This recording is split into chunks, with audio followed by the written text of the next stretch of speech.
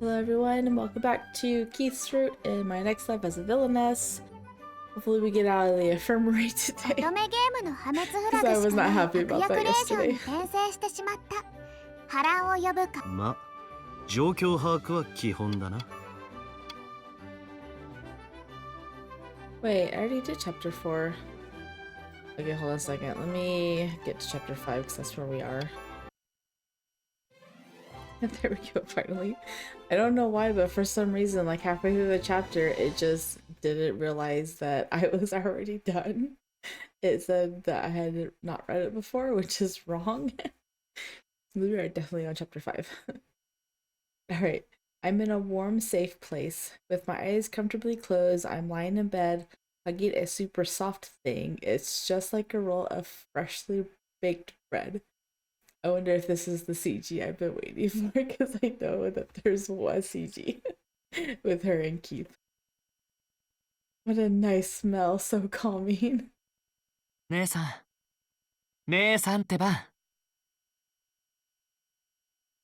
Was that Keith?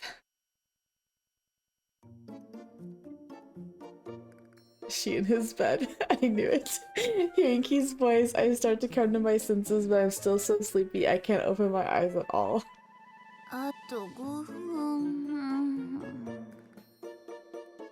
This pillow I'm holding is the best thing I've ever held in my life. It fits me perfectly. That's because it's in the shape of a human.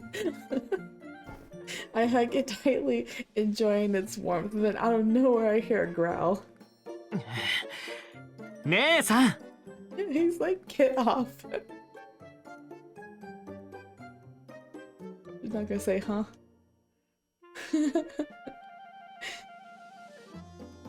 Under the blankets and everything with him. I suddenly open my eyes to see Keith's face so close to mine. え？キース？どうしてキースが私と寝てるの？ I don't think it's your bed. それは僕のセリフだからね。姉さん。Does that mean I'm the one in the wrong bed?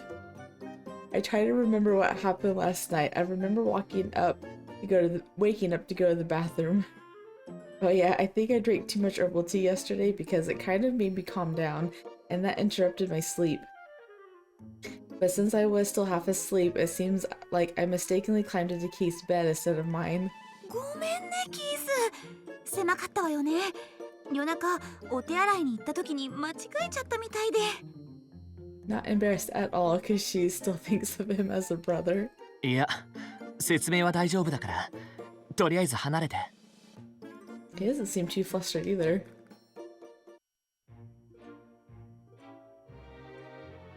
Keith pushes me off of him and I return to my bed. I glance back at Keith and he's blushing furiously, giving me a look of reproach.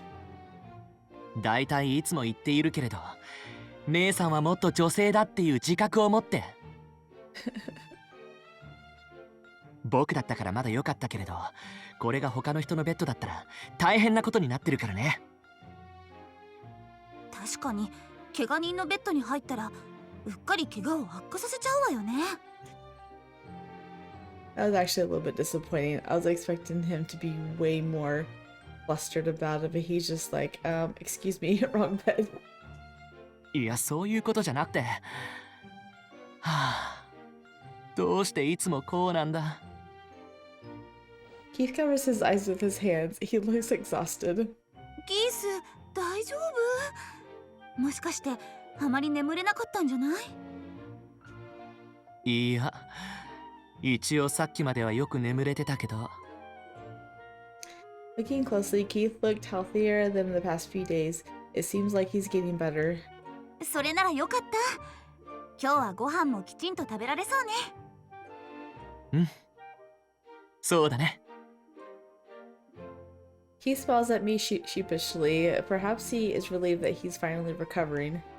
He looks so depressed these past few days, so I'm relieved to see him smile again too. He's depressed because he doesn't know how to get closer to you. 一緒にご飯食べましょうね、キース。ん？ Keith's sweet smile makes the ladies nearby blush while looking over at us. Whoa, I'm impressed, Keith. You sure can charm people naturally, even if you didn't grow up to be a playboy like in the game.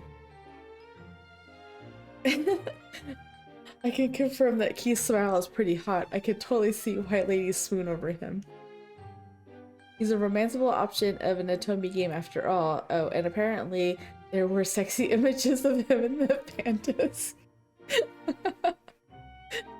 Well, I mean, you just showed us one of them, right? It's a shame I never got to see them. I hope I have the opportunity in my dreams. You want to see sexy images of your brother in your dreams? What the heck? Okay. I come to think of it, Ata didn't appear in my dream today. She is my source of information after all. I guess things don't always turn out the way I want.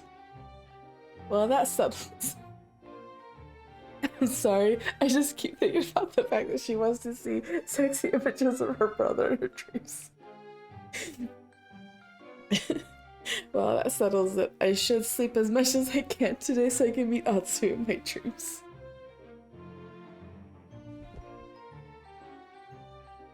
I pump my fist and roll into my bed again. But I must have slept too well last night because I'm not sleepy at all. Yes, get out of the sick bed. Let's go do something. I give up on going back to sleep. Instead, I go have a big breakfast with Keith and then Silva shows up. It's around noon when I hear that Rosie has woken up. I run to his bed in an instant. よかったロジー。無事目を覚ましたのね。 Oh, doesn't he look adorable? うん。心配をかけてしまったようでごめんね。怪我は痛まない？ええ、なんとか。と言っても痛み止めをもらっているおかげだとは思いますが。Rosie smiles wryly. Although he claims he's fine, it seems like it still hurts every time he takes a breath. He frowns from the pain. でも、どうしてこんな大怪我を？何があったの？実は自分でもよくわからないんだ。衝撃的すぎて記憶が曖昧というか、怪我をしたせいかな。痛みで朦朧としててよく思い出せないんだ。え、大丈夫？うん。手当てをしてもらったおかげでだいぶ落ち着いたから。薬もよく効いているし平気だよ。他の海賊たちと同じことを言うんだね。Oh yeah, they did. Actually, when they carried Rosie here, Keith and I asked the other pirates what happened too. They all said things like, I don't know because everything was too sudden and I don't remember. All their replies were the same. Was the attack that fast, like a ninja? 襲われたのは同時だったからね。気がついたら怪我をしていて、本当に何が起きたのかよくわからないんだ。Maybe it was magic. そっか、大変だったのね。運ばれてきた時、ロジーも海賊の人たちもみんなひどい怪我をしていたからすごく心配で。She said a lot of words for that little translation. だからまた痛くなったりしたらすぐに教えてね。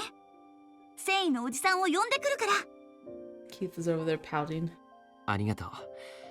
でも俺は安静にしていれば問題ないよ。それより他の人たちの方が心配だよ。俺は少なくとも気分の悪さは感じてないからさ。みんなの方が辛そうに見える。Rosie looks around the medical office with a serious look on his face. He's right, there are so many people in here. The other patients are here because they have been feeling sick or nauseous. 精神的なストレスで体調を崩す人が多いって聞いたわ。海賊に襲撃なんかされたからね。ただでさえ船の上は慣れない場所だから、そのせいじゃないかな。Keep saying it, but I feel like there's something else that's causing them to all be weirdly sick at once. ここ以外にある病床もかなり埋まってしまっているらしいよ。え、そうだったの？うん。薬薬は処方されているみたいだけど、効く人と効かない人がいるみたいだから、それでベッドが開かないらしいんだ。そっか。まあ気になっていたし、いい機会かな。今何か言った？うん、独り言。気にしないで。He picked up on it. おい、 There he is. 仲良く話してるとこ悪いが、お前らにはもう医務室を出てもらうぞ。私たち？今お前らが話してただろ。ベッドが足りないんだ。And you're not sick anymore. Oh, right. Of course, I'm fully recovered. I shouldn't get in the way. But how is Keith? That's the answer. キースは大丈夫？もう少しここにいた方がいいなら。僕も行くよ。もうほとんど体調も良くなったし。本当？じゃあ一緒にいられるのね。うん。そうか、そりゃ何よりだ。それと、お前とそこのお前も平気そうだな。Get out. ここから移動してもらうぞ。You and you. Get out. 嫌だ。縛ってどこか狭い場所に閉じ込めたりするんだろThe small cage. んなかえって手間かかりそうなことしねえよ。お前らは大切な戦利品だからな。丁重に扱ってやる。ほら、行くぞ。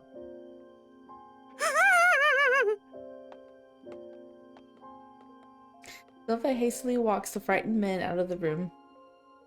じゃあロジ、私たちは行くけど、お大事にね。うん、ありがとう。Bye, Rosie. We'll see you in your route. After saying goodbye to Rosie, Keith and I head to the nearby dressing rooms to change into our clothes. As we're leaving, I hear voices. めまいが。Wait, huh? Wasn't she... お二人とも本当に仲がいい兄弟なのね。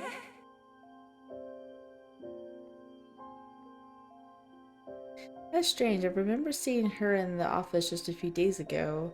I thought she recovered. She seems to be sick again. She walks over to a sick bed with a pirate accompanying her. Rosie and Silva were right. There are so many sick patients. I wonder if, like, the Quidian people are being drugged or something. That's what it seems like to me. Or certain people are being drugged. Keith and I leave the medical office, praying for their recovery.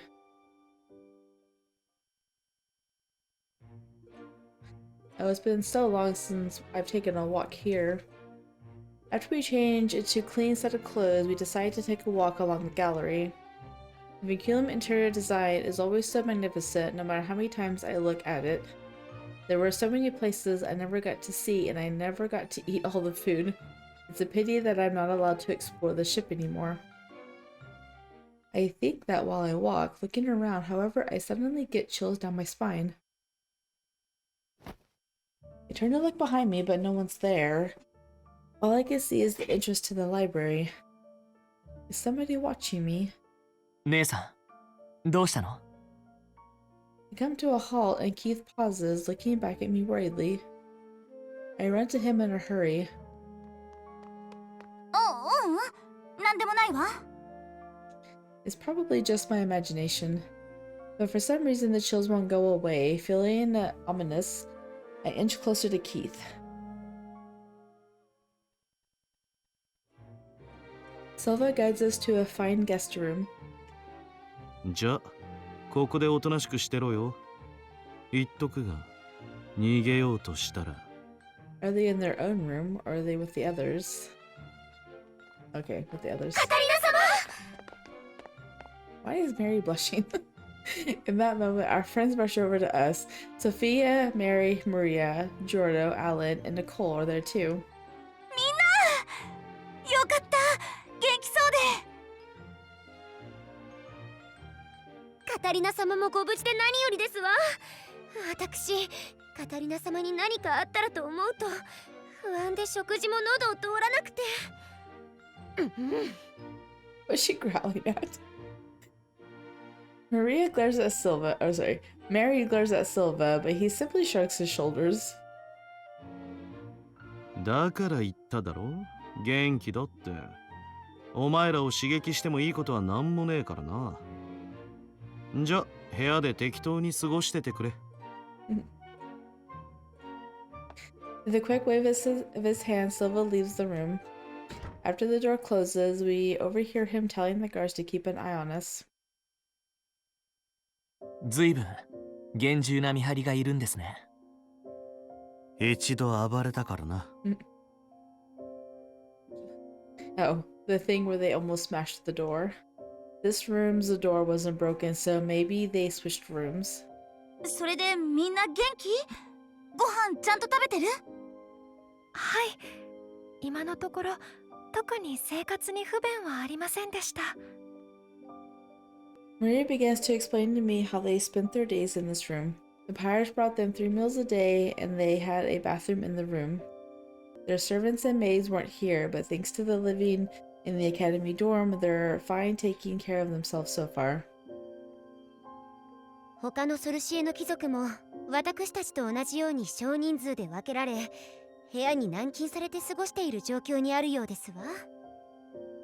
へえ、結構面倒見がいいのね。まあそれはあくまで僕たちの価値を損なわないための対処とも取れますが。Sophia and Mary looked frightened when Jordan mumbles that. Does that mean? もしかして私たちは身代金を脅し取るために利用されたり、どこかに売られたりするかもしれないってこと？ My friends nod sorrowfully. It seems they've already acknowledged that possibility. だが、可能性の高さで言えば、売られる方じゃないか。身内から金を回収するだけなら、ここまで俺たち乗客に気を配る必要もないだろう。いや、そうとも限らない。身代金を得た後に俺たちの身柄をどこかに売り渡し、二重に金を得ることもできるはずだ。I was afraid of this. I had a vague idea in my mind, but as I hear those words coming from my friend's mouths, reality starts to kick in. But how is this possible? Silva is a romanceable character. No way his group can be so cruel. Then I remember the secret character in the original game. I almost forgot. In the original game, if you failed to make a secret character fall in love with you, all of the characters end up dying. Oh, really? So worst case scenario, we might end up being sold to the black market. I need to be more careful. I must consider my friend's safety too, not just Katarina's doomed flags. Perhaps I should think more carefully about what to do. でも私たちを売ってそんなに利益になるのかしら？それはまあなるでしょうね。Well, yeah, with 2 princes in there. 考えてみて。魔力持ちはソルシエ以外ではほとんど生まれない貴重な存在なんだ。多分どこでも重宝されるはずだよ。しかも魔力を持って生まれるのは大抵が貴族だ。そんなソルシエの貴族が今この船には数百人も乗っている。ただでさえそうした市場では貴族の価値は高いはずだ。そこに魔法が使えるという付加価値が加われば金額は跳ね上がるだろう。でもソルシエでは人身売買は禁止されてるし、他国でも非合法よね。ねえ、確かに表向きには禁止されている国がほとんどです。ですが国の上層部が目をつむっているだけで今も公然と人身売買が行われている国があるのも現実です。No one even mentioned the fact that there's 2 princes of the country on board too. 闇社会には貴族や王族までも売りさばけるような場所があるのでしょう。考えたくもありませんが。そういうものなんですね。でもバレたら一大事のような。だから船を狙ったんだろうな。大方船ごと俺たちをさらって、表向きには海難事故か何かを装って、船は乗員乗客ごと沈んだとでも噂を流すつもりだろう。なるほど。So it's easy to commit crimes on a ship because it'll be easier to cover them up. I've never thought about it that way. 相手は海賊だからね。足がつかないよう立ち回る術なんていくらでもあるんだと思うよ。つまり今の私たちって結構危ない状況ってこと？ようやく自覚したんだね、姉さん。それなのにあのシルバってやつと仲良くご飯食べてるんだから。いやー、なんというかつい。Just say he was handsome, it was fine. He was just so fun to talk to, and he was nothing like the pirates I've read about. But Keith will be furious at me if I say this to him, so I keep quiet. とにかくそういうわけでいい加減なんとかする方法を探さなきゃ。See, Giorno would have had a lot to say about that in his route. そうですね。今まではカタリナたちが別室にいたので下手に動けませんでしたが、状況を打開するためには何かしら行動を起こすべきでしょうね。と言っても無計画には行動できない。他の乗客の命運もかかっているからな。人質に取られるかもしれないし、見せしめにという場合もある。そうですね。ここは船の上ですし、戦える人員も多くない。大きな戦闘になればこちらの不利です。ええ、船が沈んでは脱出どころではないですし、なるべく交戦は避けた方がいいでしょうね。それにどうやら彼らの海賊船がビンクルム号のすぐ横を並走しているようです。下手な手を打てば大砲を撃ち込まれるでしょうね。そうなの？走行中の船に乗り移ってきたくらいです。それなりに大きく装備もしっかりした船でしょうね。せめてどこへ向かっているのかさえ分かればいいんですが。残念ながらその手の知識には詳しくないからな。今どこら辺の海域にいるのかはさすがにわからん。特に陸地らしいものも見えない。ここで動くのは得策ではないだろう。一番現実的なのは助けを呼ぶことでしょうか。船のどこかに外部と連絡を取るための魔法道具が用意されているはずです。Wow, I never knew there was such a thing. ええ、そうですね。そのためにもまずは部屋の外の見張りが一番緩む時間を調べなくては。そうだな。それと連絡用の魔法道具が置かれている部屋を特定しなければならない。今の部屋の位置も。船内の配置図でしたら乗る前に確認してきたので書き出すことができるかもしれません。A basic memory as always, Maria. Maria draws a sketch of the ship on a piece of paper, and the others start to discuss our escape plan. 今僕たちがいる部屋はライブラリーの近くでしたから。確か探索した時ギャラリーラウンジはここでしたわ。となるとここら辺が。ニコル、ソフィア、2人は風魔法での情報収集をお願いできますか。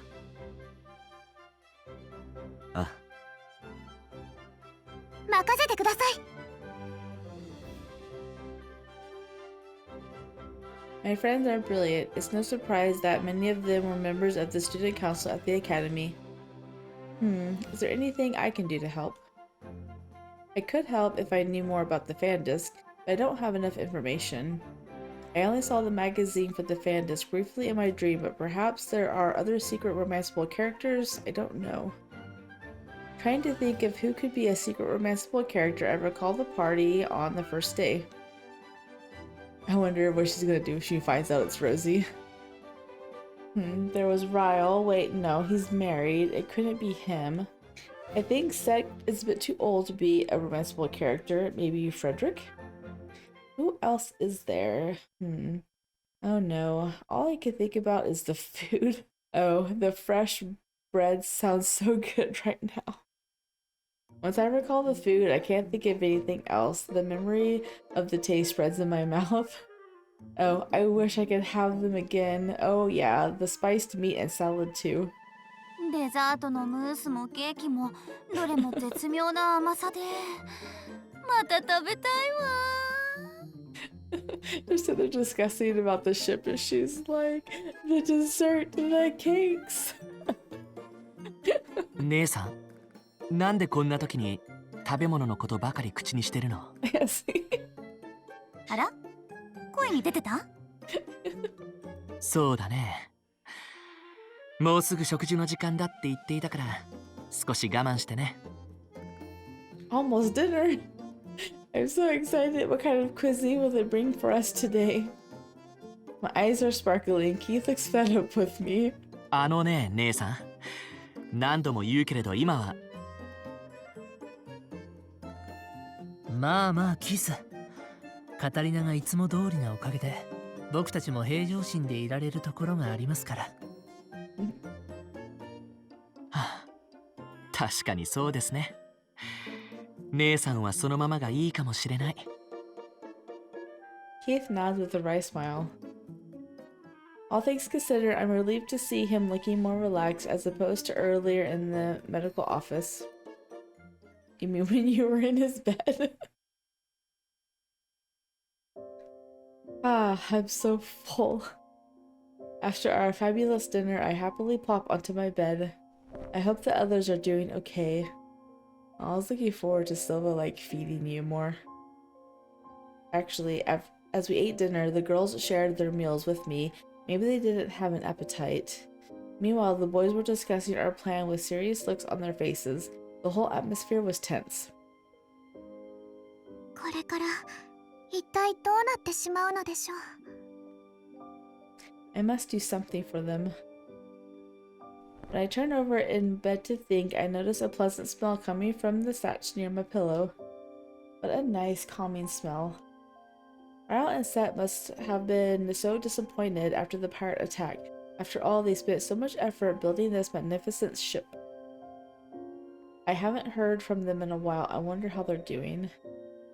I never saw them in the medical office, and no one has mentioned their name, so I have no clue. Wishing for everyone's safety, I enjoy the pleasant smell of the satch as I drift off to sleep. Maybe that's what's like sending people to the infirmary. It is like random people. Ah, it's Atsu, finally. In my dream, Atsu is carrying a plastic bag. She pulls out a magazine. Ooh. That's the magazine we used to read together in my previous life. I noticed that Giordo and Keith are on the cover. Perhaps Fortune Lover is featured in the magazine? 書き下ろしイラストがあるって聞いて買っちゃったよ。どんな特集記事なのかな？ Is it going to be about Rosie? Atsu flips through the pages of the magazine. Oh, that Atomi game looks so good. I want to play it. Wait, don't skip that page. Since I'm currently in Atsu's body, I can't move as I want to. Oh, I wanted to read that. Wait, that's not important right now. Please give me information about the fan disc for Fortune Lover. As I pray for it desperately, Atsu finally opens a large page that says Fortune Lover Blue Tail. ああ、あったあった。ここだ。 That's Silva. On the page, I can see a picture of Silva with a more evil face than usual. There are some illustrations of supporting characters next to him. Oh wow, isn't this important? I am able to see the information now, so I should look carefully and remember. So these guys with the forgettable faces are the vice captain, the navigator, and the cannoneer. Makes sense, forgettable faces. Wait, they're called the Sangrid Pirates? Huh? Was that their name? I thought they had a different name, but... I have to check if there are other secret romanceable characters. But there are no more characters featured except for Silva, the original 4, that were large enough to be romanceable. I don't see Frederick or Rosie, so they are not romanceable characters. The Magellan was attacked by pirates on the second day of their voyage. Oh, that's exactly what happened. Will they be able to survive this attack with the power of love? Wait, is this like a survival game? That's weird. Usually the fan disc features a sweet story with the newborn couple. Isn't this too unsettling for a fan disc? Why did they do this? Are they that sadistic? Atsu puts the magazine down and turns on her game console. The opening starts and a logo that says Fortune Lover Blue Tail appears on the screen. Atsu moves to the menu screen and loads the game. She has so many saved files. This is valuable information. Please, Atsu, tell me what you know, especially Katarina's bad end. I beg her to show me, but of course Atsu can't hear me. She opens her newest save data and starts her game. Some sprites of evil-looking pirates and Maria appears on screen. Ooh. かわいい娘じゃないか。 This guy has a name. いや、話してください。じっとしてな、嬢ちゃん。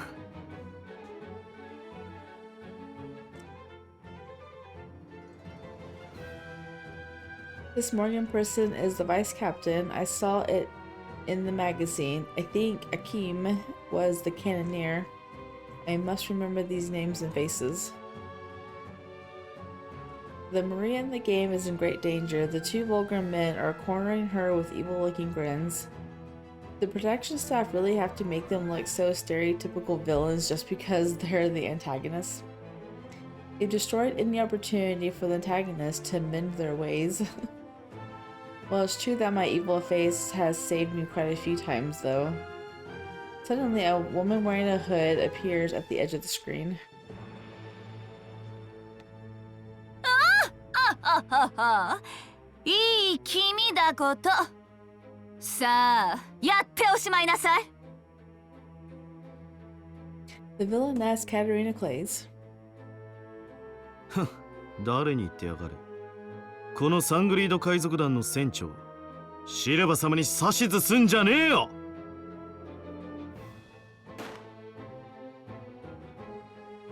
Wow, are they allies? Is Katarina a pirate now?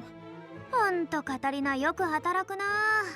まあ、お蔵入りしたカタリナの破滅を力広げて作られたファンディスクだもんね。I forgot about that. Perhaps there is a reason why this story is so unsettling to me. All I wanted is a heartwarming story of their life in the academy. Is that too much to ask for? I feel like Silva looks so different in the game. He looks so cold here. And the name of their pirate crew still feels off. What was it? The Waste Pirates. Well, this wasn't the best time for me to wake up. I wake up just as Atsu has started the game. I'm so disappointed, but at least I got to see the faces of Silva's minions. でも、海賊団の名前、サングリード海賊団じゃなかったはずよ。As a moment to myself, Sophia, who is getting ready for bed next to mine, blinks suspiciously. 船を乗っ取った海賊団の名前ですか？それでしたら、バイス海賊団ですが。Oh right, something like that. Huh? If that's the case, why are their names different? Does that mean my dream was wrong? As I groan in confusion, Mary and Maria stand over me, peering into my face with concern. カタリナ様、どうされましたか？もしかしてお加減が優れないのですか？平気よ。ちょっと変な夢を見ただけ。はよみんな。 I get up from my bed and stretch my arms. Yep, I had a good night's rest. I must continue to work hard today so we can all find a way to escape. First, I should take note of the dream I had. I write down Sanguine Pirates, Morgan, Vice Captain, Akeem Cannoneer, and Unknown Navigator on my memo pad. Done. As I tear off the paper, the doors open, making way for the great smell of freshly baked bread. Oh, it's time for breakfast. My stomach rumbles. Yep, I'm healthy as always. I hurry out of bed to get dressed, then after shoving my note in my pocket, I sit down at the table with my friends. いただきます。 It's best to eat freshly baked bread as soon as possible. As I start to dig in, I notice that Keith is missing. キースは？それが食欲はないから朝食は食べずに寝ていると。 Does that mean he's back in the room? お前、食べながら喋るとむせるぞ。Right after he says that, the chewed up croissant sticks to my throat. カタリナ様、お水をどうぞ。 I drink the water Mary brought for me and catch my breath. ありがとう、メアリー。 That was close. I was afraid I reached the doom end where I get killed by a croissant. Nothing is lamer than being killed by a croissant. But that's unimportant right now. What's happened to Keith? Is he sick again? I rush to finish my breakfast and excuse myself. Then I run back to the guest room to find Keith. キース、大丈夫？もしかして具合が悪いの？姉さん、 As I rush into the room, Keith weakly opens his eyes to look at me. いや、大したことじゃないんだ。ただ少しだるいだけで。Keith tries to get up, but he staggers. He's probably dizzy. キース、大丈夫？寝てていいから。 Poor guy. I catch Keith in my arms, holding him steady. He looks at me with apologetic eyes. ごめん。なんだかめまいがひどくて。また船酔いなのかな。Keith speaks in a feeble voice. He looks pale. I'm so worried. He looked fine when we were in the medical office. 昨日の夜は薬を飲んだのよね。うん。きちんともらってきた薬を飲んでいるんだけど、あまり効かないみたいだね。This is bad. I can't believe the medicine doesn't work anymore. I have to take him back to the doctor. じゃあキース、一緒にまた医務室に行きましょう。いや、そこまでしなくていいよ。でも顔色が悪いわ。放っておくなんて心配だもの。でも、いや、いい案かもしれませんよ。キースと一緒に医務室へ行く途中に船の情報が集められるかもしれない。ああ、そうか。なら僕一人で。ダメよ、一人じゃ危ないわ。私が付き添うから。いえ、カタリナはここで待っていてください。男手の方がいいでしょうし、僕が行きますよ。いや、俺が行こう。王族であるジオルドはここに残った方がいい。いや、私が行きますよ。キースの家族ですし、一度行っていますから。カタリナ様はもうここを出て行かないでください。危ないですもの。私が行きますわ。私なら平気よ。それに今日の朝もあんまり食欲がなかったみたいだし。メアリの方が心配だわ。カタリナ様。おい、何騒いでるんだ。 It's like, what are y'all doing here? After our surprise, Silva enters the room. Yordo and Alan's expressions become stiff. あ、シルバー。それがキースがまた具合を崩しちゃって、医務室に行かせてもらいたいの。はあ、軽病じゃなさそうだな。じゃあ俺が連れて行ってやるよ。自力で歩かせるのは厳しそうか。 I guess not. You gonna carry him?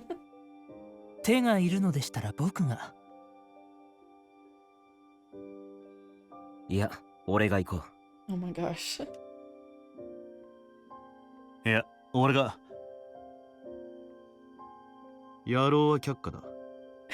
暴れられてもしたらめんどくせえからな。となると。I'm not taking dudes with me. 私が行きますわ。いえ、私が。Does everyone have to offer? Like, come on. お前らもダメだ。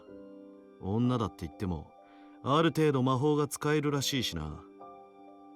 この中でまあ外に出せるのはカタリナくらいか。Of course, Katarina has to go. Huh?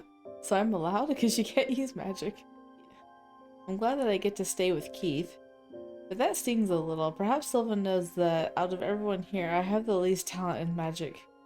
Or maybe he thinks that, unlike the other girls, I have the muscular build to carry Keith. Well, he's not wrong. I plow my farm every day.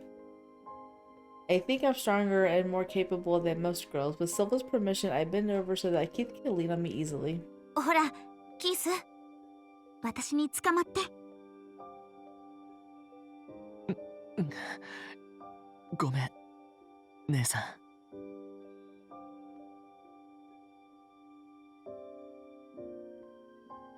Keith shakily puts his hand on my shoulder. His seasickness might be worse than I thought. Is this food poisoning? Oh, but I'm totally fine and I ate a lot, so that's probably not it. He didn't eat at all. Regardless, he must go see the doctor as soon as possible. We just got out of there. We gotta go back. like when is the story gonna take a different turn? Led by Silva, Keith and I head to the medical office once more. Alright, let's go.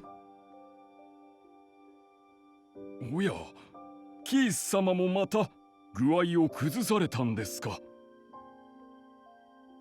すみません、何度も。いえいえ、大丈夫ですよ。さあ、まずはそこに座ってください。はい。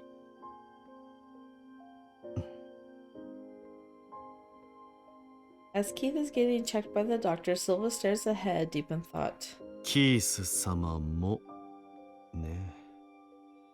And people are getting re-sick. Like, there's something going on.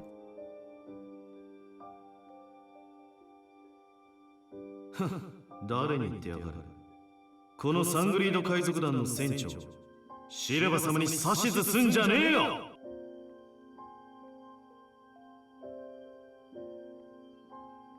The real Silva is so different from this game counterpart. Even the name of the pirate crew was different in my dream last night. What could it mean? とにかくキースを送り届けて安心しただろう。お前もすぐに元の部屋に帰るんだな。手の空いてるやつに送らせるからそこで待ってろ。 I like this Silva much more because he's not like, don't you know who I am? I am the captain of the pirates. No, this Silva seems more humble. え？いや、私はキースと一緒にいるわよ。心配だもの。ベッドが足りないって言っただろう。だいたいお前がいつまでも部屋に戻らなかったらあいつらが騒ぐ。とっとと帰んな。Right now. Silva is just about to head out of the medical office when I frantically try to stop him. サングリード海賊団って何か知ってる？何？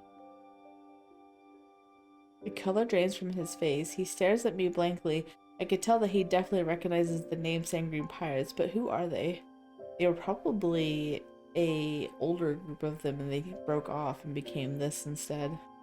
もしかしてあなたが白暗の悪魔って呼ばれているみたいにバイス海賊団が二つ名でそう呼ばれていたりする？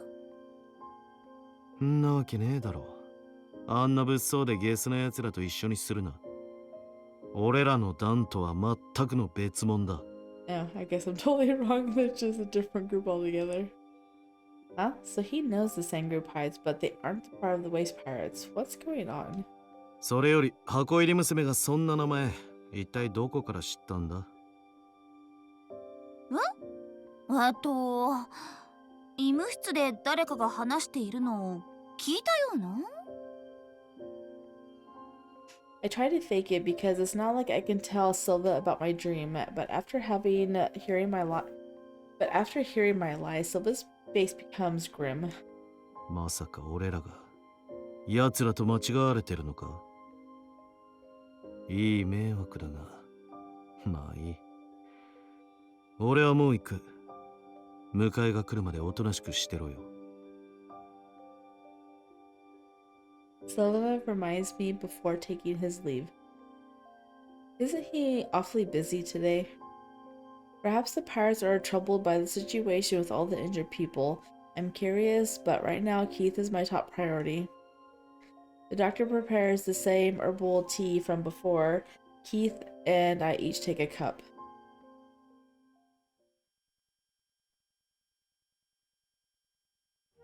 Ah, やっぱりこのハーブティーは格別ね。そうだね。なんだか少し楽になってきたな。We sat on the hospital bed together, quietly sipping our tea. Then a curtain in front of us suddenly opens. あれ、カタリナ？ロジ！怪我の具合はどう？うん、だいぶ良くなってきたよ。それより二人はどうしてここに？もしかしてキース様もまた具合が悪くなった？ Oh, even he's calling him Lord Keith. Too? Is this happening to other people too? Come to think of it, the doctor said the same thing earlier. そうなんだ。体調はだいぶ安定したはずだったのに、部屋へ戻されたら急に。キースもって、もしかしてキースみたいに何度も体調を崩す人が他にもいるの？ Rosie nods, looking slightly troubled. ここ数日で体調を崩している人が急増しているのは君たちも知っているよね。ええ、確か精神的に辛くなって体調を崩してしまう人が多いのよね。本当にそうなのかな？この医務室では精神的なものが原因だろうと診断された人も数日で体調が戻ることがほとんどなんだ。もちろん個人差はあるようだけど、客室に戻るとまた体調を崩して医務室に逆戻りしてくる。繊維が渡してくれる薬を飲んでいるはずなのにね。It's the Satches, it's gotta be, because I think one of those two leaders is is a bad guy. And so those, I think they're drugging people. キース様もそうでしょう？ Right, but why did we all feel sick in their rooms even though they felt fine in the office? Because they don't have Satches in the office. Now that I think about it, I remember that the madam who was sleeping on the bed next to Keith's was brought back here too. それよりロジー、今この医務室ではって言っていたよね。つまり別の医務室では事情が違うということ？医務室って他にもあるの？姉さん、この間別の病床の話はしたはずだけれど、昨日みんなで話し合っていた時も出てたし、聞いてなかったね。Oh, during that discussion, huh? I recall myself getting distracted by food during the discussion in question. その時は考え事をしていて。食べ物の名前しか聞こえてこなかったと思ったけど、とにかくここ以外にもいくつか医務室があるらしいんだけど、どこも病床が埋まってるらしいんだ。でも今ロジーはこの医務室ではと言った。だから具合が良くなるのはこの医務室にいた人だけっていうことなのかと思ったんだけど。さすがキース様ですね。本当にそんなことが起こっているの？うん。と言っても俺もこの医務室の繊維から聞いただけだけどね。どの医務室にも同じ症状を訴えてくる人が多くいるらしいんだけど、体調が改善されるのはこの第一医務室だけみたいなんだ。だから原因が何なのか今探しているみたいなんだけど、まだわからないみたいで。I see. Sounds fishy. カタリナは平気？他の人とかは？ええ、不安そうにはしているけれど体調は崩していないみたい。どうしてキースだけ体調を悪くするのかしら。I seriously have no idea what's going on. Eventually, one of the pirates comes to pick me up as Silver promised. I want to stay in the office a little longer, but I figure I should let Keith rest alone, so I return to my room.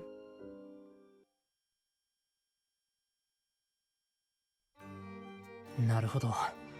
他にも同じように具合を悪くする人がそんなに。When I return, I relay all the information I just got from Rosie to my friends. ええ。でも私とキースはずっと同じものを食べているわ。食当たりじゃないとは思うんだけど。場所が原因なのではないか。その医務室だけにあってここにないものがあるとか。もしかしたらその逆かもしれませんわ。この部屋にだけあって医務室にないものがあるとか。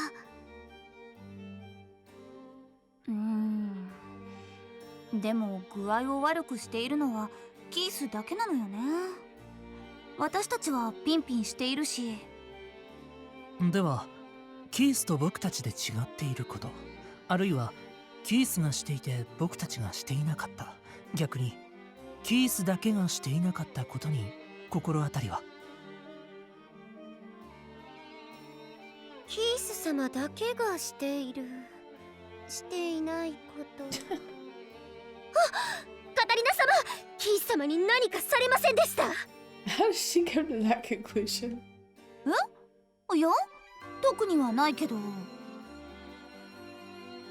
Well, I accidentally got into Keith's bed while half asleep, but aside from that, nothing special happened. Was that the reason why? No, wait. We used to hold hands while we slept as children. It can't be that. But what could it be? Let me scan my memories. Okay, so when Keith was adopted into the Clay's family... Wait, I went back too much. Let's think back before we boarded the Viculum. I remember that he appeared fine and healthy as we rode the carriage to the port. He enjoys swimming in the pool too.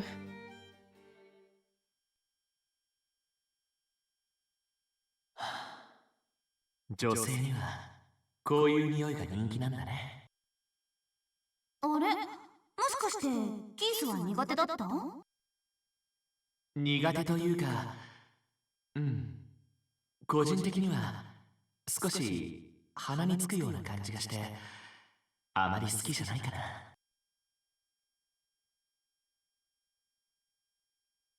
あ、サシェの匂い。キースだけ苦手だって言っていたわ。匂いか。確かに私たちは好ましいと思っていましたけれど、キース様だけ苦手そうにしていましたわね。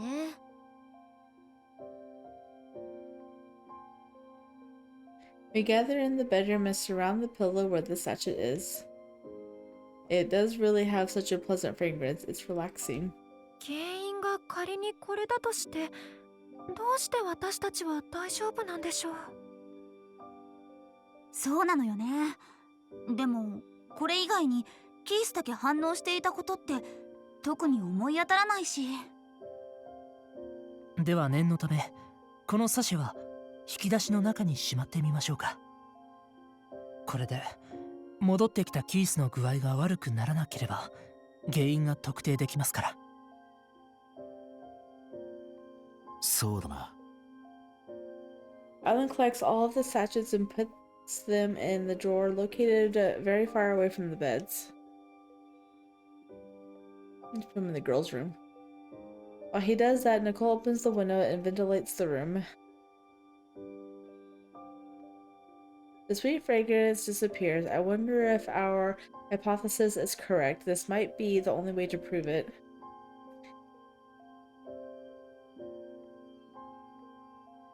でも具合が良くなるのはカタリナ様たちがいた医務室で見てもらっている方々だけなんですよね。これはどうしてなんでしょう。 Alright, that's still a mystery, isn't it? それは他の医務室との違いを見なければ推察するのは難しいな。他の医務室か。どこにあるのかしら。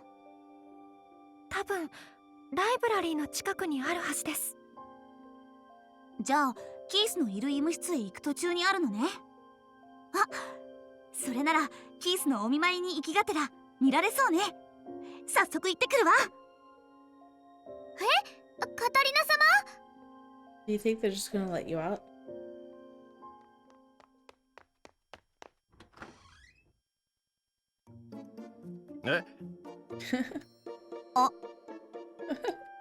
When I open the door, full of energy, I find myself staring awkwardly at a pirate guard. I totally forgot this room was currently under surveillance. 勝手に部屋を出るな。おとなしくしていろとシルバ様に言われただろう。いやー、弟のお見舞いに行けないかなって思って。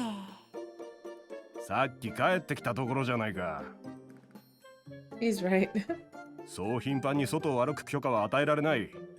同行する見張り役の調整もあるからな。どうしてもと言うなら明日を待て。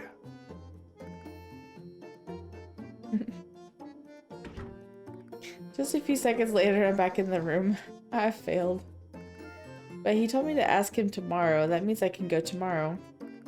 That will be my perfect chance to snoop around the other medical offices. But you're going to be escorted. It's not like you can just wander off. I hope Keith is okay. Without him by my side, I'm feeling a little anxious. Eager to see my brother tomorrow, I return to my bed.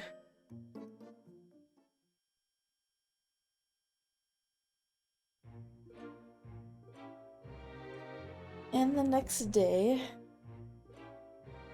I finish my breakfast and I'm on my way to see Keith, with a pirate guard watching me, of course. I hope Keith has recovered. Oh, and I must find the other medical offices. Now, where could they be? When I look around, I notice a doctor-like person open a door nearby. Oh, that must be it.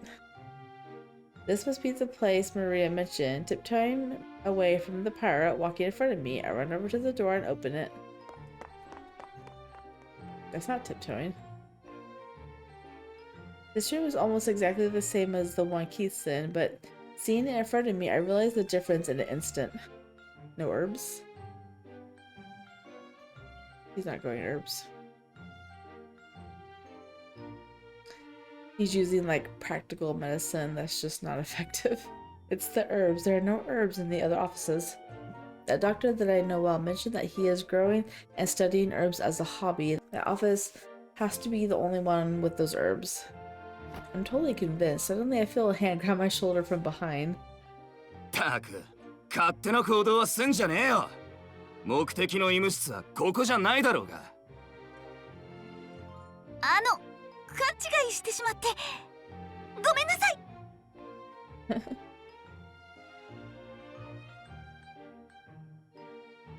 As I follow him obediently, the pirate looks relieved. It seems like he thought I was trying to escape.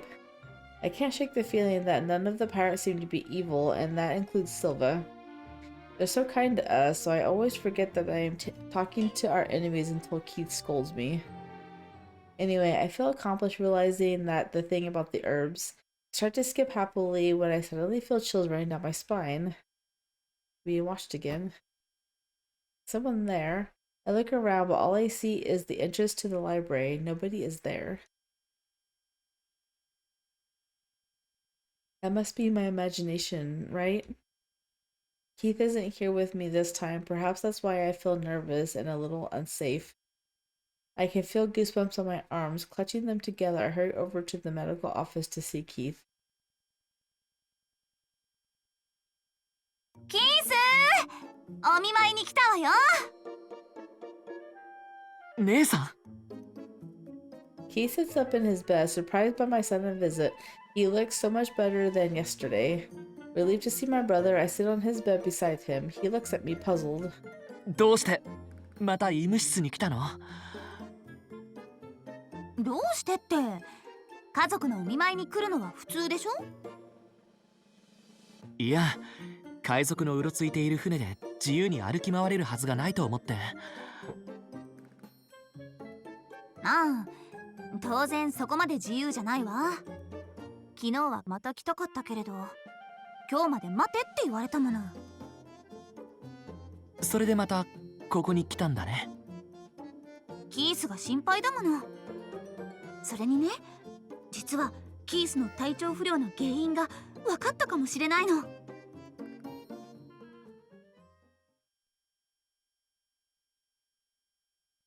サシェか。When I tell him about the sachet, Rosie joins our conversation. The three of us discuss it together. 確かに香りは精神心理面に作用して交感神経系を刺激するけれど、個人の趣向の差が開きやすい香りは自律神経系への効果もばらつきが生まれるし、昔論文で芳香療法について書かれたものがあった気もするけど、でもあれは確か。Rosie starts to mumble to himself. While he's a technician, he can also make gummies. Maybe he knows knowledge in this field too. それでロジー、何か思い当たることがあるなら教えてほしいんだけど。ああ、ごめん。つい考え事に夢中になっちゃって。ずいぶん詳しそうだね。でも普通に考えて専門外だよね。なんでそんなことにまで詳しいの？確かに専門は別だけど、一応医療や心理とかいろんな分野は学んでいるから。そっか。へえ、クイードの技術者って何でも知っているのね。あ、いや、まあ。Whatever. He's like, yeah, whatever. I'm a pirate. それよりサシャが原因だったとしても、キースだけが体調を崩す理由がわからないのよね。どうして私たちは平気なのかしら。これはあくまで仮説なんだけれど、もしかしたら魔力との相性もあるのかもしれないよ。魔力？ That's what I was wondering. Maybe it's because he's earth magic. 俺はクイード人だからソルシエの魔法については詳しくないんだけれど、確か属性とかあるんだろう。それとも関係しているかもしれない。この研究題材はいいかもしれない。魔力を持つソルシエ人の体外物質に対する抵抗力や自浄作用について論文が書けるかも。いろいろ片付いたら問題のサシェを詳しく調べて、思考タイプによるデータ化とか魔力量や属性によるデータ化とかいろいろじっくり研究したいな。He looks really happy when he talks about this. Rosie looks over at me and Keith. His face looks genuinely serious. Oh dear. He's going to experiment on us. I'm about to tell him that the only magic I can use is Earth Bump. I'm basically incapable of using magic. But Rosie comes back to his senses. ごめん、本音が出ちゃった。No. そこはごまかすんじゃないんだね。昔から夢中になるとこうなんだ。ごめん。それより今はサシェの話だよね。個人差がある理由はさっきみたいに仮説は立てられるけど、今の状況では実証と判断は難しいかな。ただこの手のことには多分複合的な要因が複雑に絡んでいると思うんだ。実際体調不良者は日々増加傾向にあるけど、みんなが一斉に倒れることにはなっていないのはその辺が影響していると考えても不自然じゃない。いろんなことに辻褄は合うし、サシェが原因だと仮定して話を進めるのは悪くないと思う。うん。部屋に戻るとまた具合が悪くなるということにも説明がつくしね。そっか。じゃあサシェを引き出しにしまい込んだのは正解だったかもしれないのね。そうだね。遮蔽物があればああしたものの効き目は弱まる。多分キース様も部屋に戻れるんじゃないかな。I see. If we hadn't hidden the sachets, we might have all gotten sick eventually. They smell so nice, but I'm glad we put those things away. でもどうしてサシェなんだろう。あれは最初から置かれていたよね。It's been slowly poisoning you. そうね。プールから上がって部屋に戻った時にはもうあったわ。海賊たちが僕らを弱らせて運びたいのかとも思ったんだけど、逆に海賊の方が僕らの体調にやけに気を使うよね。放置もし、何にせよ海賊たちは今の状況に振り回されているように見える。つまりこの事態は彼らも予期してなかったんだ。だとしたらこのサシェによる体調不良を引き起こしたのは一体何なんだ。誰かの意図によるものなのか、それともただの不幸な偶然なのか。He has a point. I start to become curious too. It's gotta be a coincidence. I heard that Ryle has never made the satch like this before, so these side effects must have been an accident. If so, I feel kind of sorry for Ryle. It's not a coincidence. I'm pretty sure it's on purpose. He's invested so much money into this ship, yet it got taken over by pirates. Then the sachet he worked so hard to make so many people ill. He'll probably have to take a huge loss from this. でも原因はサシェだったとしても、治る人と治らない人がいるのは妙だな。第一医務室と第二医務室にどんな差があるんだ？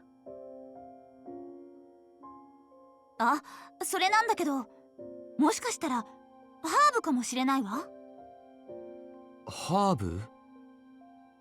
実はさっきもう一つの医務室を覗いてみたんだけど、内装はほとんど同じなのにハーブがなかったのよ。そっか。ここの第一医務室の繊維がハーブは趣味で育ててるって言っていたっけ？ハーブか。薬と違って必ず飲ませているわけではなさそうだったし、飲んでいる人とそうでない人で回復の速さに差が出るのも一応説明はつく気がするね。確かに口に合わないということで拒絶している人もいたし。問題はどのハーブもしくはどのハーブの組み合わせがこの症状に有効なのかということだね。成分表があれば手っ取り早いんだけど、君たちが飲んでいたブレンドのレシピってあるのかな？繊維に聞いてみようか。っ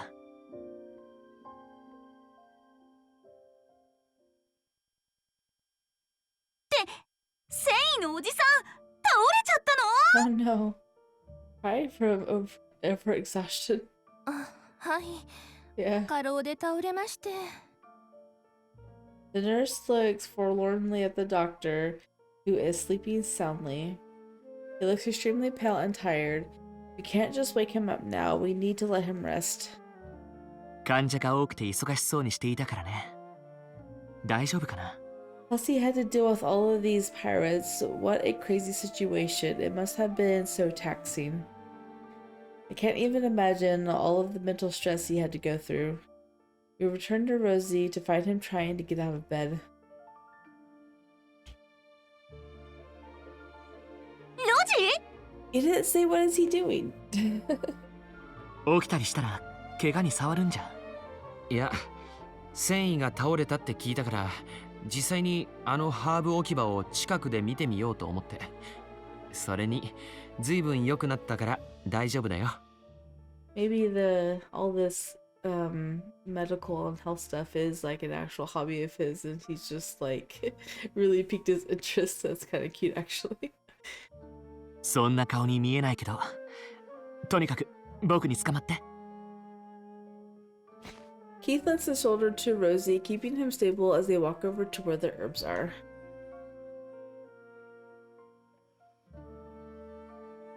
When she sees Rosie on his feet, the nurse frantically rushes over to him. いけません、ロジーさん。Lord Rosie? Look, wait, what?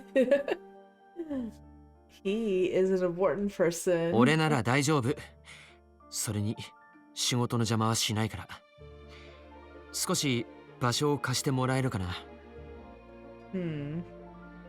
I am super curious now. Hesitantly, the nurse agrees to let us see the herbs. Rosie's strong tone of voice indicates how serious he is. The nurse seems tense. Doesn't that mean Rosie's injury is not healed yet? He keeps insisting he's fine.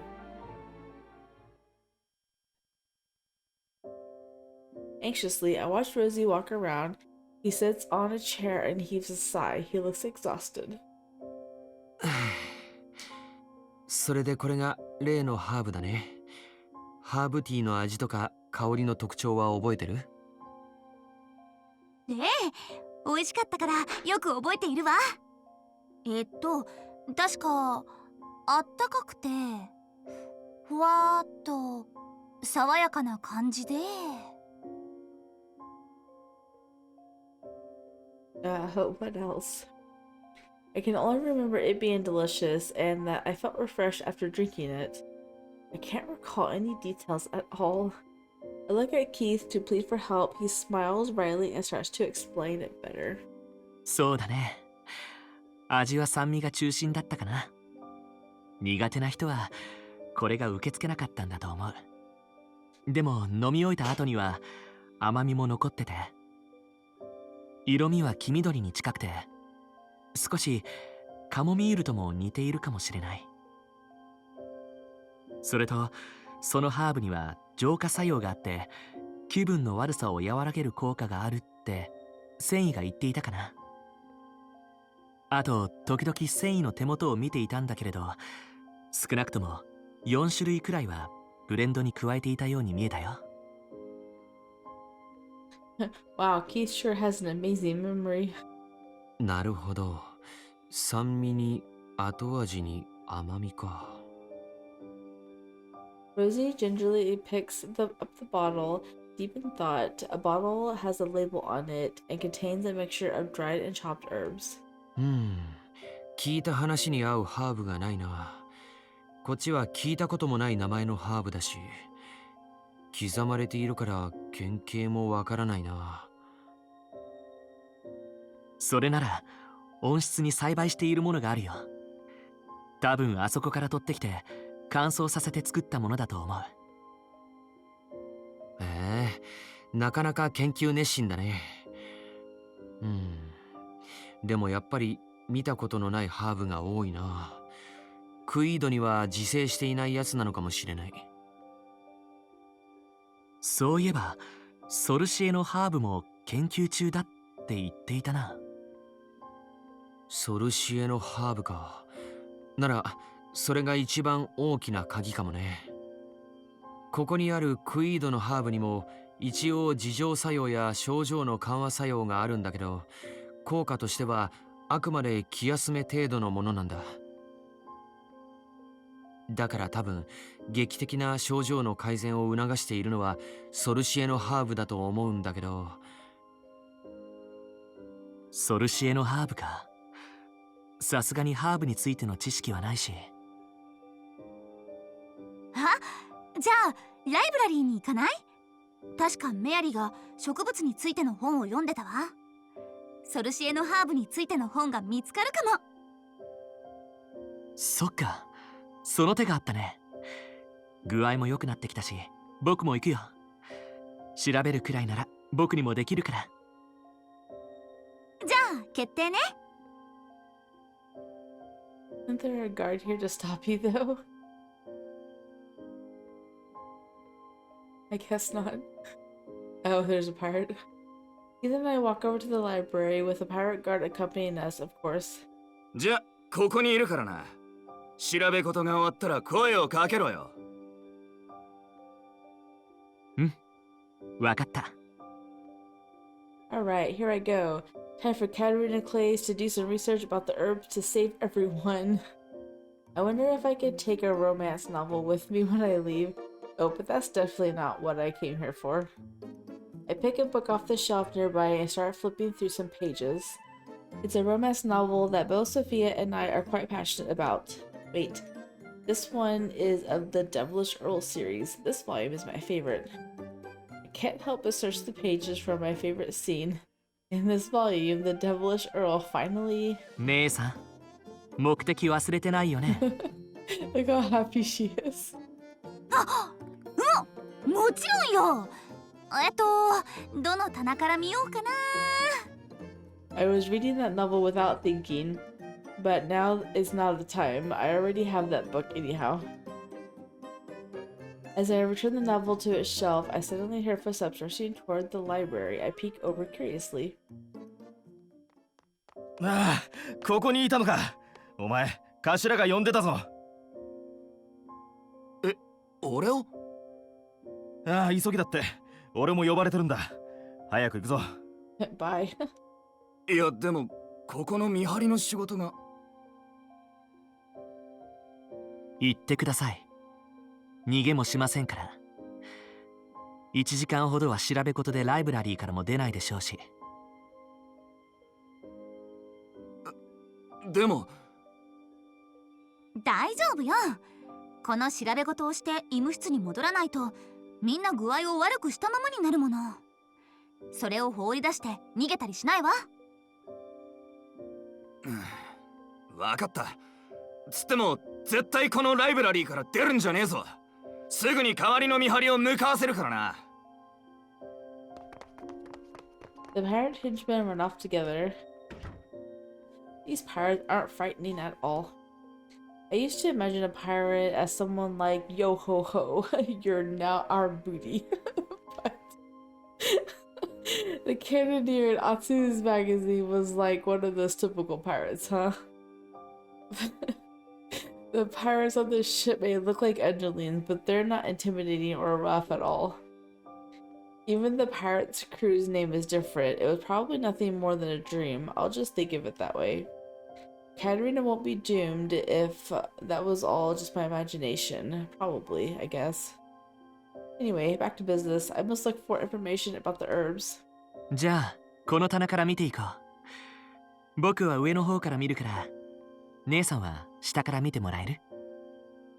ええ、わかったわ。Keith and I start searching for books about herbs from Sorcier.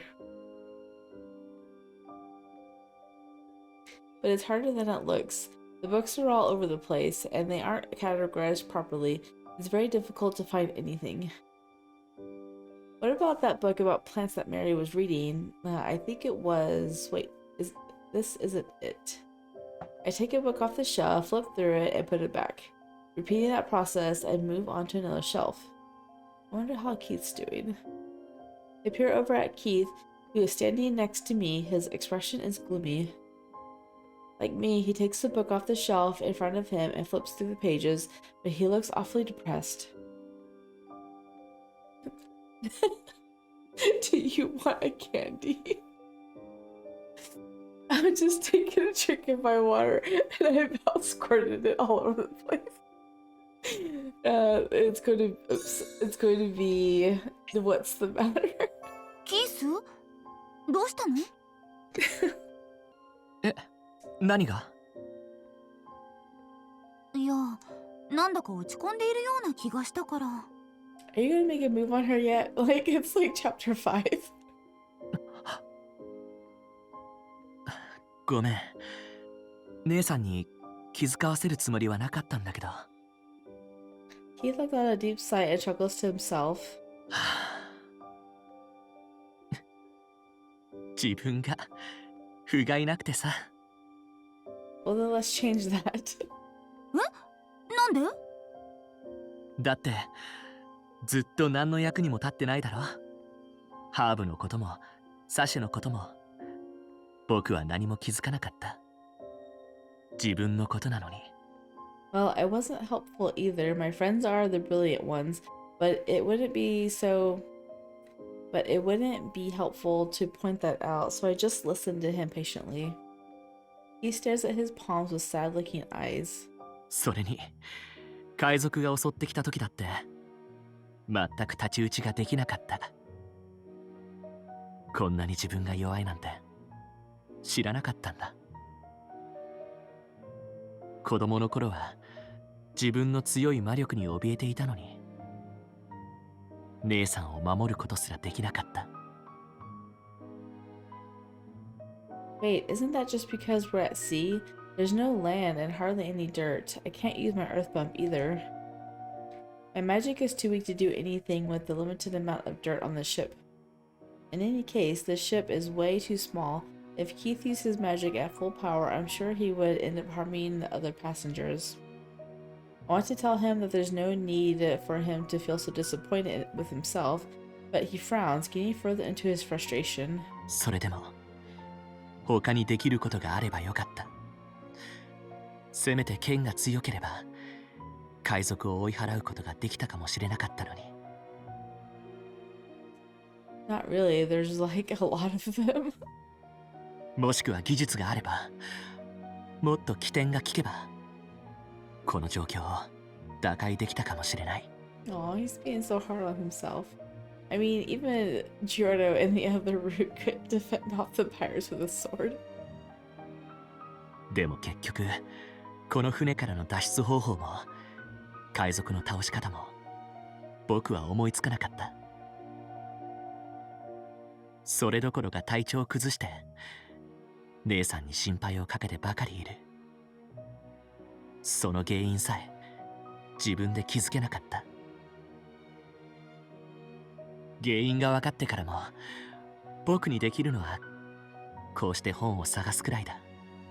ロジーのような専門的知識もない。それにロジーは怪我をしているのに今も医務室でハーブを調べてくれている。それなのに僕は何もできないんだ。そんなことないわ。今だって一緒に本を調べているじゃない。私一人じゃきっと何の成果も出せないわ。それにキースはいてくれるだけで心強いもの。そんなに悩むことないわ。 He feels safe with you. でもそれでも不安なんだ。僕が何もできないでいるうちに姉さんが遠くに行ってしまう気がして。 He looks at me with sad eyes. He looks like a child who's lost his mother. Looking straight into his pleading eyes, I smile. 大丈夫よ。キースは大切な家族よ。私はずっと一緒だって言ったでしょ。 I try to cheer him up, but Keith looks even more dejected when I say that. Yeah. それじゃダメなんだ。 Oh. Keith whispers in a voice so small I can barely hear him. He glares at the wall so fiercely that I'm at a loss for words. Should I comfort him? I try to turn around to put down the book I'm holding when suddenly... Oh my. What is he doing? Keith hugs me from behind and I accidentally drop the book. Oh my. キース？ Yeah, that's not the normal hug of a brother. I call his name, but Keith remains silent. His hands grip me even more tightly. Maybe he doesn't want me to see his face. As I wait for him patiently, Keith's voice comes out in a low whisper. 姉さん、僕だって男なんだよ。そうね。キースはクラエス家でたった一人の息子だわ。He's going to make you understand. そうじゃない。姉さんと違う。男って生き物なんだ。今はもう僕の方が背が高いんだよ。いつ追い越したか知ってる？ That was a strange thing to say. Now that he mentions it, I feel his whole body envelop me when he hugs me like this. I guess it's true, he's taller and bigger than me now. I didn't care to notice these things before. Huh? Oh, she's blushing now. As a child, Keith used to be so small and cute, like a little angel. Since when was he this tall? I look down and notice that his hands are different from mine. They're large and bony, still gripping me tightly from behind. I can feel his warm breath touch my ears lightly. My cheeks start to turn red. What? Something's happening to me. I feel weird. My head feels hot and my heart starts beating out of my chest. I stand there motionless, unable to breathe. Keith continues to speak, holding me tightly. 僕の方が姉さんより力が強い。年だ姉さんに守られる存在なんかじゃない。僕は姉さんを守れる人間でいたいんだ。もっと頼られたい。一人前の男として。His voice is so deep as he whispers into my ear that I feel flustered. What should I say? Wait, calm down. This is normal, right? Siblings hug all the time. I shouldn't feel so flustered. Not from behind like that. His soft hair lightly brushes my ears. 姉さん、僕はずっとそばにいるから。必ず無事に国に戻れるよう頑張るから。He thrusts his face in the nape of my neck. Oh my. だから僕をいらないと思わないで。He sounds so sad. Hearing the sadness in his desperate plea makes me forget all of my embarrassment. I whip around to face him directly. No, come back, CG. キース、私はキースをいらないなんて思ったりしないわ。I take his hand and stare straight into his eyes. They are filled with anxiety. It's the same look he had as a child when he was passed around from one family to another. キースは私にとって大切な人だもの。たとえキースがどんな風になっても絶対にいらないなんて言わないわ。だいたい役に立たないって言うなら私の方こそそうよ。私にはキースがいなきゃダメなんだから。Keith is always with me. He's the one I share my snacks with. He's the one who helps me with my assignments. If he left me, I would feel so lonely. Well, he might fall in love with some girl and get married one day. When that happens... Wait, what? The thought of that makes my brain stop working all of a sudden. Keith is the future Duke of Clays. He will have to get married one day. It's common sense. If anything, I'm also Giordo's fiancé. That means that one day we will have to go our separate ways. I found this fact to be very unpleasant. Keith, my dear brother, who is always with me, I would hate to live a life without him. 姉さん。うん。とにかくキース、ずっと一緒だからね。約束。I hold out my pinky finger. Keith looks puzzled. Alright, pinky swears don't exist in this world. We should at least try, so I take Keith's pinky finger and cross it with mine. こうやって約束するのよ。はい。指切り剣満、嘘ついたら針千本のます。指切った。Does the last of it really go stick a needle in my eye? That's so morbid. I know it's cross my heart and hope to die, but I didn't know the last part. I'm sure Keith is like, what? I don't want you to die. We shake our pinky fingers a few times before releasing it. Keith finally starts to crack a smile. 何それ。姉さんってば本当にいつも変なことをやり出すんだから。Well, at least he didn't take her too seriously. Aw, he finally made a move on her. This is sweet. でも、ありがとう、姉さん。この約束が守れるように、ずっと一緒にいられるように、僕も頑張るよ。Keith laughs softly. I smile back. I'm so glad to see him back to his usual self. But I start to feel insecure when I look at him. Keith has a natural charm that attracts all the maids of our mansion back home. I'm starting to understand why they were so drawn to him. He's matured so much. He's tall and strong, like a man. I worry that my cheeks would get even hotter if I keep staring at Keith, so I quickly look away, turning my attention back to the bookshelf. よーし、じゃあ張り切って本探しをするわよ。 Can he stop calling you sister now? It's just be weird, just hugging her like that, like sister. I don't ever want to let you go. うん、そうだね。I grab a nearby book. It happens to be a romance novel about adopted siblings who fall in love, and I toss the book back where I found it. That's funny. Is that the end? Nope, we still got more. Okay.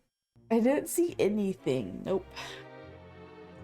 Fortunately, we find some helpful books about plants and herbs. After that, we decide to take a little break.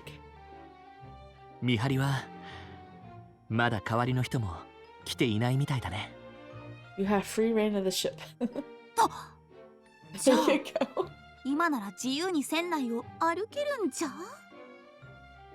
そうかもしれないけれど、下手に動いて海賊たちの監視の目が強まるのは良くないと思うよ。Yeah, he did tell you not to leave. 今は残念だけど、彼らの許可がないと何もできないから。彼らの反感を買わない方がいいと思う。ああ、そっか。ご飯がもらえなくなったら困るものね。Of course she doesn't. それもあるけど、このサシェとハーブティーのことが明確になったら、他の医務室でも同じようにハーブティーを飲ませなきゃならない。その時はどうしても海賊たちの協力がなければならないだろ。ああ、そっか。そうよね。じゃあ代わりの見張りが来るまではここにいた方が良さそうね。そうだね。めぼしい本がないかもう少し調べてみようか。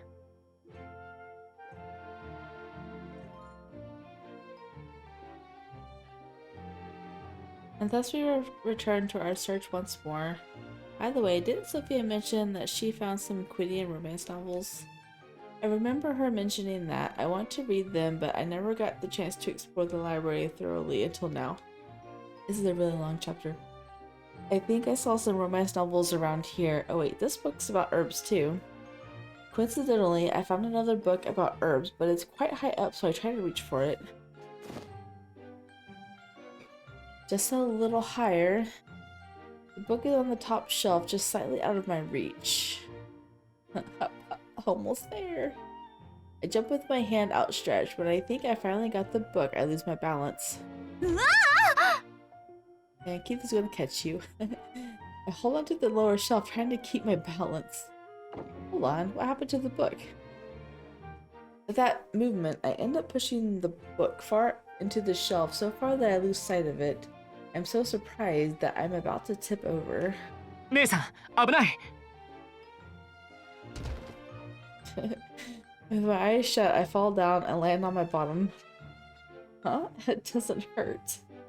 I don't remember the floor of the library being this soft. I open my eyes and look down. Keith is underneath me, crushed by my fall. Keith? いったった。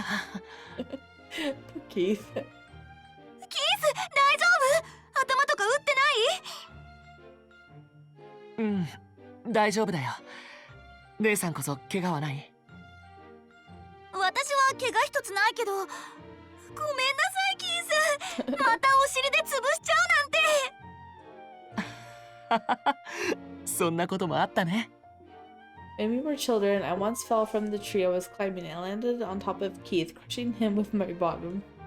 Back then, I was bawling, thinking that I accidentally killed my brother with my bottom, but I guess I don't have to worry about that anymore. Keith is a fully grown man now, strong enough to withstand my fall. My heart begins to race again. What is going on with me today? You're seeing him as a man now because he finally was like, hey, you know what? I'm only your adopted brother. って姉さん、そこの本棚見て。Huh? I look at Keith's astonished face, then turn to see the direction he's staring. My eyes grow wide. Ooh. In the place of the bookshelf, there is a set of stairs leading to a basement. Ooh, time to go check out a secret basement. それでこれどうする？ I go down there, obviously. Keith and I look at each other, not knowing what to do about the secret staircase we found on accident. 僕が見てくるよ。うまくすれば状況を打開する何かがあるかもしれないし、姉さんはここで待ってて。そんな一人じゃ危ないわ。私も行く。でも何があるかわからないんだ。Who cares? Let her go. 悔しいけど、僕の属性だと船にいる限り大した魔法は使えないし、姉さんを守れないから。でもキースに何かあったりしたら嫌よ。それにここに一人取り残されるのもなんだか不安だし。There were several times I felt someone watching me from the library. If Keith leaves me here, I would feel anxious. I beg Keith to take me with him, and he nods carefully. わかった。一緒に行こう。確かに姉さんを一人にしておくのは心配だし。でも危険だったらすぐに引き返すからね。Keith grabs a candlestick off the desk in the library. Cautiously, we proceed through the staircase. All we can hear are our own footsteps. The candlestick illuminates a small place in front of us as we tread down into the pitch black darkness. A secret staircase sure sounds like something from a manga or video game. I wonder what we'll find. Maybe some hidden treasure or a powerful enemy like a final boss. Oh wait, this is a WK, not an RPG. 姉さん大丈夫？足元気をつけて。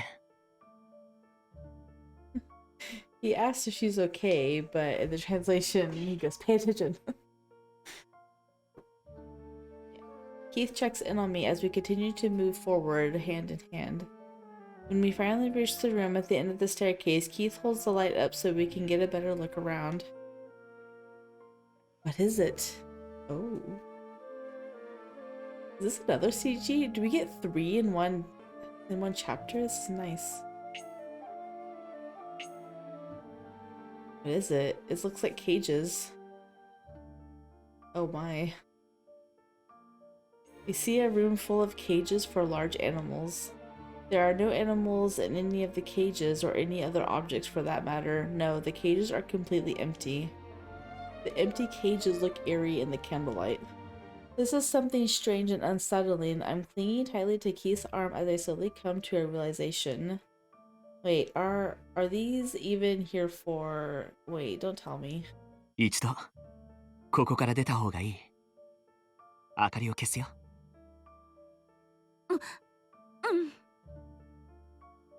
She's afraid. Keith puts out the light and begins to walk quickly up the stairs, pulling my hand. At that moment, we hear something behind us. Somebody is there. Somebody was watching us. The sound of footsteps behind us get faster and faster. 走って! Ooh, what the heck? We run up the stairs so fast that we almost fall over. Finally, we reach the library. We hurriedly reach for the book that I shoved earlier on accident. Slowly, the bookshelf returns to its place, concealing the staircase once more. I let out a deep sigh of relief. びっくりした。まさかあんなところに人がいるなんて。いや、まだ落ち着いちゃダメだよ。多分中からでも開けられる作りだと思う。早くライブラリーから出よう。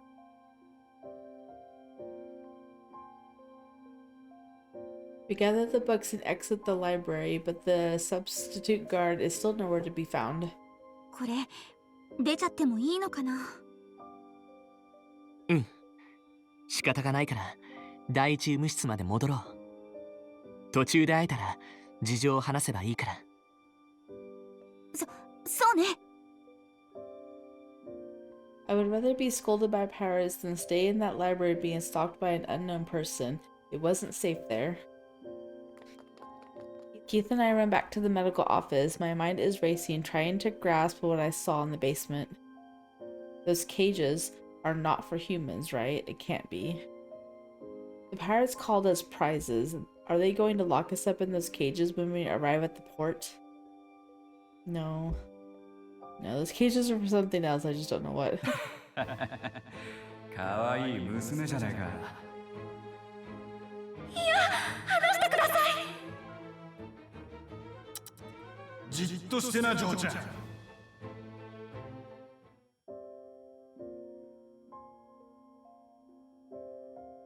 I recall in the dream where Maria was being harassed by pirates and I shiver.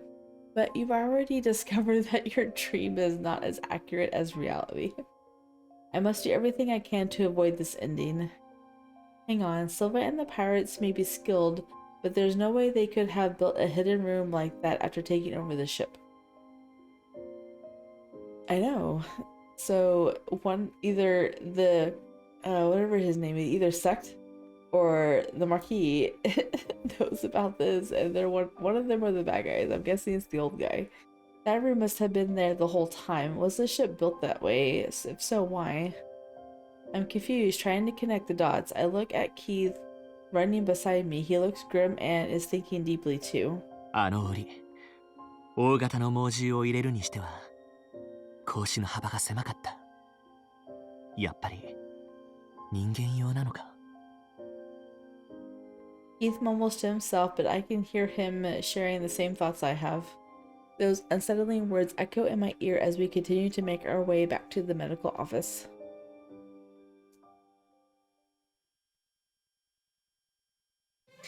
Yay, we're at the end. Actually, that was a little bit longer than I expected, and so I was kind of hoping that it would be ending soon. I had a feeling that it was anyway. So that's the end of this episode. I'm so glad that it finally started moving along because we just ended up back in the infirmary after getting out, and I'm like, when is it going to be different? We need something to happen. And something happened, and now we have Keith that has made Katarina self-aware of him, and we have this new secret basement with human cages inside. So I'm very much looking forward to get into chapter 6. There's 2 chapters left, 6 and 7, and then there's going to be the endings. So just 3 more episodes and we'll be done with Keith and we can move on to Alan. So look forward to that. If you did enjoy, please leave a like down below and or subscribe for more, and I will see you guys in the next one. Bye.